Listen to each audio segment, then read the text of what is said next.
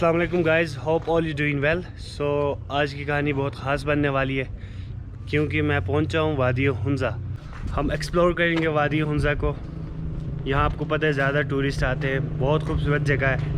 कहानी को आगे बढ़ाते हैं। सबसे पहले अभी हम जाएंगे अल्तित फोर्ट। सो जाने से पहले मैं आप लोगों को पता है मैं अपने साथ आए हुए बंदों को इंट्रोड्यूस करवा लेता हूँ।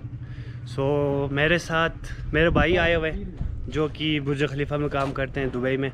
ये मेरा भाई है और मेरे साथ मेरे दोस्त शाब, आप इसको जानते होंगे मेरे हर ब्लॉग में। ये कैमरामैन है मेरा और गाड़ी भी रेडी किया हुआ है। तो विदाउट वेस्टिंग टाइम चलिए चलते हैं।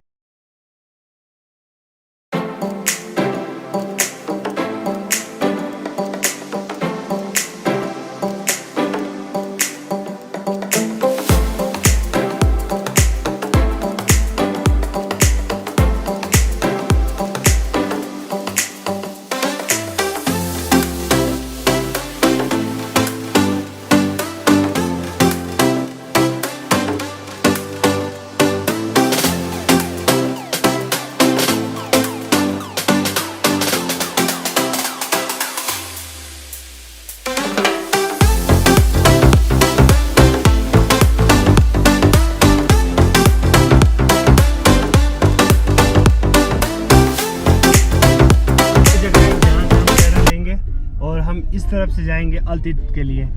सो ये रास्ता है अल्तित के लिए। यहाँ से अल्तित फोर्ट के लिए भी जा सकते हैं और बहुत सारी जगह अगर आपको पहले बताऊंगा तो आप पहले भाग जाएंगे।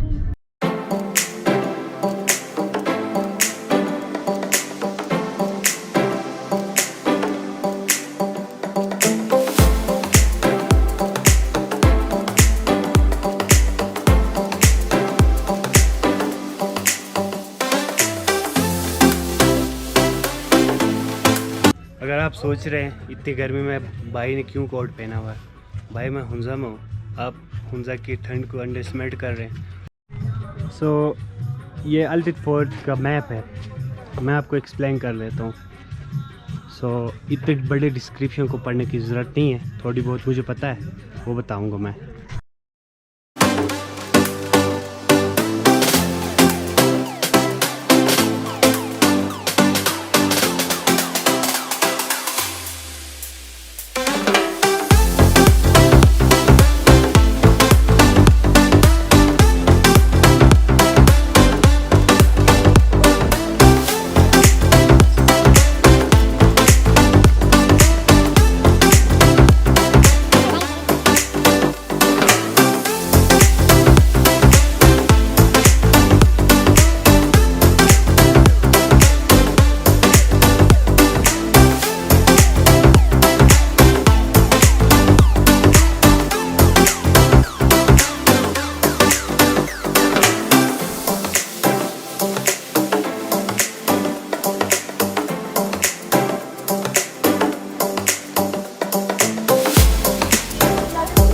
सो फाइनली मैं अल्तित फोर्ट पहुंच गया हूँ।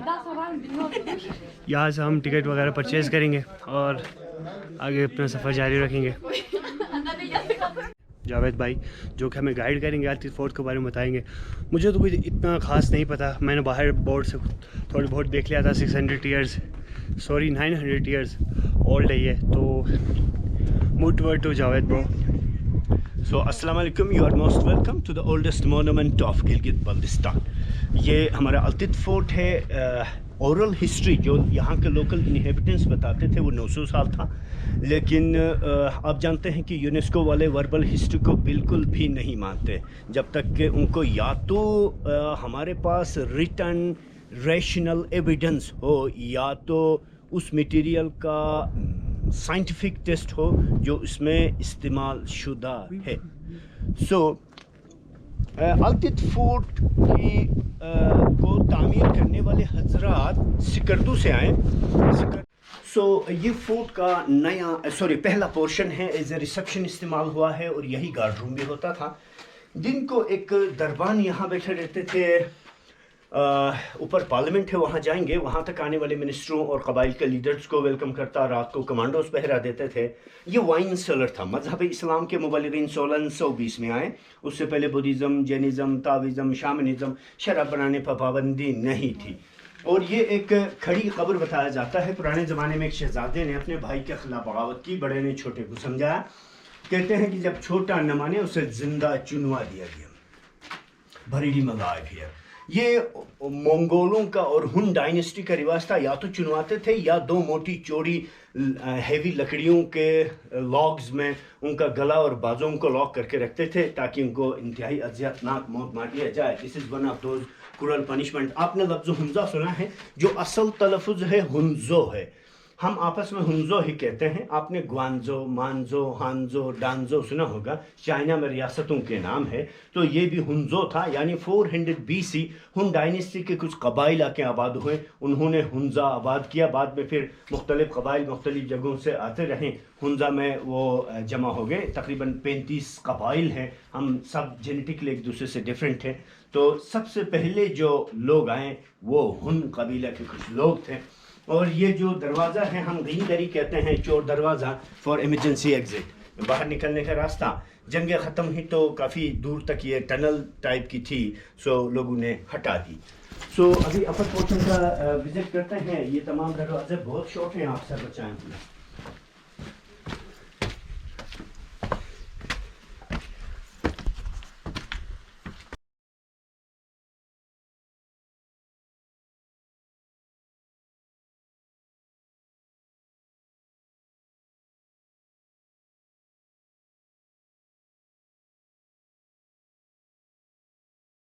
उनका कॉन्फ्रेंस हॉल होता था, नेशनल असेंबली ऑफ स्टेट। कबाइल के लीडर्स, स्टेट के मिनिस्टर्स यहाँ आते थे। रोज़ाना सियासी गुफ्तगू होती थी। हफ्ते में एक मरतबा सुप्रीम कोर्ट भी लगता था। बड़े बड़े मसाइल यहाँ हल करते थे। ये कुकिंग पोट है।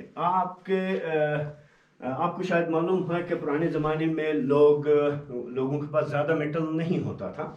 मेटल कहीं से मिलता तो इंतहाई ज़रूरत की अशिया, रोज़मर्रा की अशिया बनाते थे या हथियार। पत्थर के कुकिंग पोट्स बनाते थे। यहाँ के लोकल लोग इसको बलोश कहते हैं। क्या कहते हैं, बल्तिस्तान वाली इसको क्वात कहते हैं। इसको कुरेद तराश के देगचे वगैरह बनाते कुकिंग के लिए। और विंडो देखें फर्श के साथ है। यहाँ आज जलाएंगे, ठंडी बारी हवा खिंच के आएगी, गर्म होकर ऊपर उठे तो हवा भी खींच के निकाल। और ये एक संदूक है जिसको हम लोग चावल कहते हैं, शेना में इसको तवन कहते हैं, बल्ती इसको रुगम कहते हैं। उसमें आटा रखते थे। और ये स्वास्तिका का साइन शायद आपने कभी देखा हो। सो ये मेड बाय आर्यंस। आर्यन का हिंदुओं और बुद्धिस्टों का रिलीजियस साइन है। इनका इंटरप्रिटेशन हिंदुओं के मुताबिक east, west, north, south, centre, ether, circle, universe. By Buddhism fire, air, water, earth, centre, humanity, circle, universe. Japanese इसको मंजी कहते हैं, की ऑफ हेवन। कोरियन इसको मंदरा कहते हैं, सेंटर ऑफ यूनिवर्स। चाइनीज इसको वॉन्स कहते हैं, centre of inner satisfaction. Ladakh वाली इसको योंगद्रोंग कहते हैं, sign of inner happiness. And this is the sign of stupa, we can say fasting Buddha. Siddhartha इस तरह बैठ के जो मुराक़बे वगैरह करते थे उसका साइन है। ये लोटस फ्लावर है। इसके सर के ऊपर 4 स्टेप्स बने हैं। वो सिंबल के लैंग्वेज में ये समझाना चाहते हैं कि अगर कोई आदमी बुद्धिज़्म में आता है तो वो ह्यूमैनिटी से निर्वाण जाएगा। ह्यूमैनिटी, यूनिवर्सल सोल, इंटेलेक्ट, निर्वाण। और 4 अल्फाज रिपीट करते हैं, ओम मनी पद्मा हूम। इसको विद करते हैं। हिंदी कुछ लैंग्वेज? नो, ये संस्कृत लैंग्वेज है। Om Om money Padma lotus flower को कहते हैं, हिंदी और संस्कृत में पद्मा। आपने सुना होगा प्रिंसेस पद्मावती या। और ये भी बुद्धा का साइन है, ओम मनी पद्मा होम। ये इंसानी दिल है, ये इंसानी दिमाग है। और विंडो के ऊपर देखें 2 पीकॉक्स बने हैं। विंडो के ऊपर उन लोगों ने स्केच की है, कार्विंग की है। सो अगर आप नेपाल, भूटान जाते हैं तो अब भी वहाँ इसे पूजा जाता है। और इस पत्थर को हंदो शूटिंग कहा गया, हंदो और हिंदू। इस पर एक लैंप रखा जाता और they were start seed sowing harvesting festival from here. ये उनके क्रॉप्स का देवता होता था। ओके, ये तमाम दरवाजे जी बहुत शॉर्ट हैं। आप सब बचाएं प्लीज।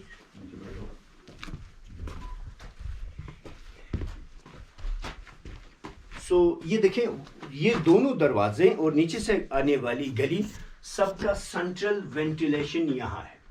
जब अपर एटमॉस्फेयर गर्म होता रहेगा तो ऊपर का एटमॉस्फेयर या उसका हवा गर्म होने के बाद ऊपर को उठ जाए तो यहाँ से ठंडी हवा खींच के बाहर निकलेगी। तो समर में जो ही खिड़कियाँ हम खोलते हैं तो आपको ऐसा लगेगा पंखे लगे हैं, वो वेंटिलेशन होता है। मैं दिखाता हूँ आपको। बड़ा You can मस्त see ट्रेन है। dust is going up. You can see dust is going up. Is it ventilation system? इस वक्त गर्मी कम है फिर भी डस्ट बाहर को जा रही है। अगर अवाम में से कोई आदमी स्टेट के खिलाफ बगावत कर बैठे, हम गुनर डॉलर्स कहते हैं, उनको यहाँ बंद किया जाता। उनके घुटने और टखने दो मुड़ी हुई लकड़ियों में पुश्त के जानिब इस तरीके से मरोड़ के रखते थे कि न बैठ पाए, आराम से न सो सकें। एपोलोजाइज के बाद रिलीज हो जाते, लेकिन मुकम्मल आज़ादी उन्हें नहीं मिलती। किसी मिनिस्टर या कबीले के सरदार के मॉनिटरिंग में स्टेट के लिए सारी उम्र गुलामी करेंगे। सिली करो कहते थे या सन कहते थे उस जमाने में। ये दरवाज़ा बहुत ही शौक है आप सर बचाएं। यो ब्रो। सो ये कमरा उनका सेफ्टी रूम था। शाही खानदान में कोई शहजादा शहजादी विंटर में पैदा हो गए, माँ बच्चे को यहाँ रखते थे ताकि विंटर का हाश वेदर उनको नुकसान न पहुँचावे। 10 दिसंबर 1891 में गोरे यहाँ आए। तो कैप्टन टिवरेंट 2 महीने काम करते हुए हैं हुंजा में, तब तक एज ए किचन इस्तेमाल होता रहा। ये गोरों का fireplace, new addition by English. थोड़ा स्विच ऑफ। हाँ, वो टूट चुका था, बंद किया गया बाद में। And I was talking about the standing tomb, खड़ी कब्र का बता रहा था, उसका टॉपिक है। हाँ भाई साहब, इसके नीचे मत कोई। ओके, ये दरवाजा बहुत शॉर्ट है जी, आप सर बताएं।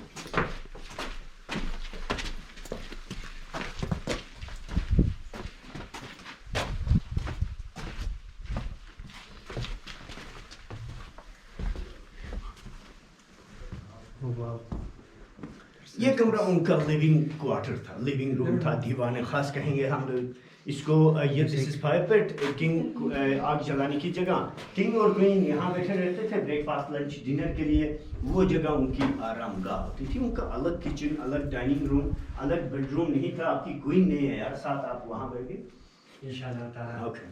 सो ये